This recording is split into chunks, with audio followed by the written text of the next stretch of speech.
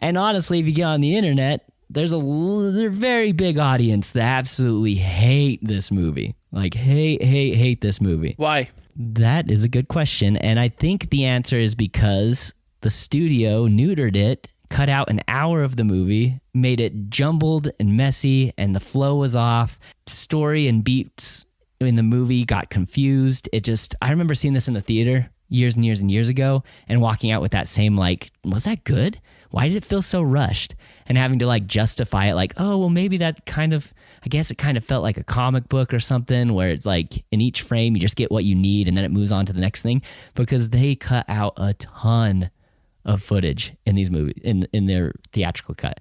And they shortened up scenes. So literally they would have scenes where the actors would just say what they needed to say to progress the movie and then moved on. So it was you'd go to the Jesse Eisenberg in the library with the senator scene and they'd say what they needed to say and then it just cuts to something different. And so it just felt just like a mess, bloated. Continuity was just terrible. It was just really, really bad.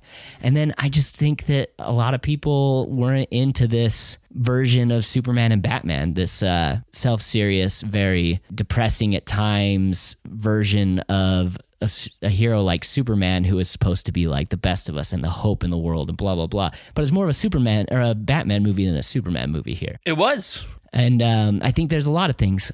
Talking to my buddy who's just way into Superman, I was texting him throughout the entire movie last night. We were just talking about it as I was going through it. And his version of Superman is not this BVS Superman, this Superman is very conflicted, depressed, because everything he does is met with conflict and criticism, and we're told that people love him, but we're never shown, really people loving him or him doing things and people praising him, not praising him, but just thanking him or whatever. All we see is the political conflict. And I think that people are used to the Marvel formula of running around, having action sequences, having a lot of fun, getting a funny quip, having some serious and interesting, bigger themes, but not really focusing on them, just focusing a little more on the characters and not on the effect that the character has on the world like this one does. So I don't know, it could be a lot of things. Me personally, I love this movie, and every time I watch it, I love it even more. Even though it's bloated, it's long. After Batman and Superman have their fight, there's still 40 minutes left of the movie where they fight Doomsday for some reason. There's so much packed into this. We talked about it last week, how Superman is a bloated movie and how they could easily make 2 or 3 movies out of Superman, that one story. This could have been 2 seasons of TV, just there is so much built into this, and there's so much, and it moves so fast that I couldn't really register and hold on to certain things that are happening, like Lex's plot and Lex's involvement throughout the entire movie. To answer your question, there's probably a lot of reasons people don't like this movie. I would like to hear what you guys think about it, because I have just been defending this movie since the extended cut ever came out, but I am, I think, in a pretty niche fandom. So I don't know. What do you guys think? I like this film a lot, and I like the idea of a darker superhero universe, and a lot of people are getting that with The Boys, right? Is that what it is on Amazon? But what I think is interesting for a lot of reasons about this film is I think that the reactions of the people in the movie would be the modern reactions of citizens of the world. Because today that's what it is. It's built for today. This isn't the 50s and 60s and 70s and 80s Superman.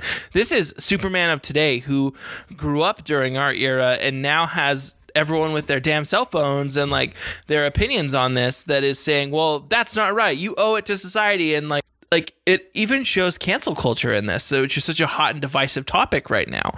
And what's super interesting is they don't really tackle that in Marvel as much. They don't really tackle the responsibility of the superhero and the actions that take while they're defending the Earth, because lives were lost. And what's interesting is Bruce Wayne shows that he's paying people for the damages that they've incurred because of what happened to the Wayne Tower and his businesses. But Superman got off scot-free pretty much in this. He just got a bunch of hate, and we see where he goes, and people are oh, Superman, thank you, and pretty much a Misa part from Game of Thrones. I just have to jump in. I'm so glad that you brought this up because I thought the exact same thing watching it. It's just so reflective on society today and how we just can't agree on anything. I mean, we're just on the tail end, hopefully, on a pandemic that couldn't even make America united again. So like, think of a superhuman comes in and starts doing all these things. People are going to be discussing whether or not it's right, and they're going to be conflicted on their feelings of it. It's going to immediately become political. I mean, as soon as he goes and helps someone in Russia, then all of the news agencies are going to jump on top of that and like really dissect that on whether or not he's for America or against America. And then that's going to like it just spurs conflict. Well, and it spurs up the conflict of religion and creation and like everything that everyone holds so dear. This puts us all in a corner, and we have to reevaluate our place in the universe. But also, there are millions of people who would have to look at their faith again and say, well, what is the story? What is the facts? And that would really cause additional conflict and stuff with this. So it's a movie that was built. If I were to have a conversation with the writers and the director, right, Zack Snyder, I would want to know, did he put this in as a purposeful thing? Because I guarantee he did, as a way to make us think and like not only to give us just the glorification of fighting and heroes saving the world, but to give us the deeper thing of what we'd actually be thinking and what we'd be experiencing versus just like, heroes. I feel like there was a lot of that in this movie, in that there was a lot of like looking inward as far as like what it would look like in like a real modern day thing. There's real conflicts between people, whereas Batman, especially because he incurred damages and his family incurred, and just like so many people lost so much that, you know, it sort of is like doing that same thing where they're trying to look at, okay, what if there's actually real consequences? Like we talked about last time, Man of Steel, you know, like so much happened and like people died in the movie, and we talked about how that incurred like sort of a criticism of sorts from a lot of people, right? And so they sort of try to address that with Batman, you know, coming in, Bruce Wayne, he's taking damages in his tower and everything else, and so he's trying to say this man can't just like get away with this. Yes, obviously he stopped this guy from killing the world, but that doesn't mean that like all these other damages, all this stuff that happened, it was just insane and a ton of people died, and like something needs to be done about that. And so there's a lot of like good things that come in where we see that like they tried to fix what like some people said was like the mistake of Man of Steel with like everyone dying and stuff. They do a lot of that thing where it says, hey, what would look like in the real world? They introduce a lot of characters, and even like with the extended edition, and I've only seen this once, is like my very first time watching it, and you know, I'm not crazy big in like the DCEU or whatever, but even with that, I'm watching this movie.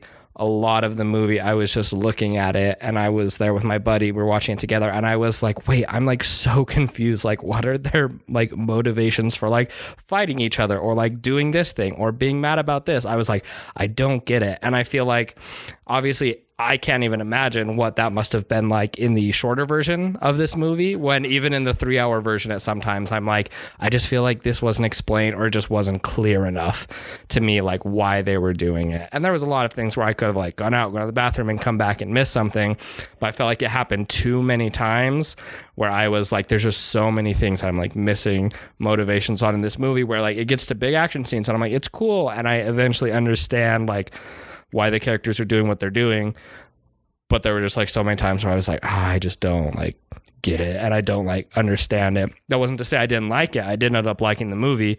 There were just a lot of times where I'm like, this just feels so like kind of surreal, like unmotivated, and just like an excuse to like get Batman and Superman fighting each other, and then of course in the classic this person versus this person movie, team up at the end to fight something else.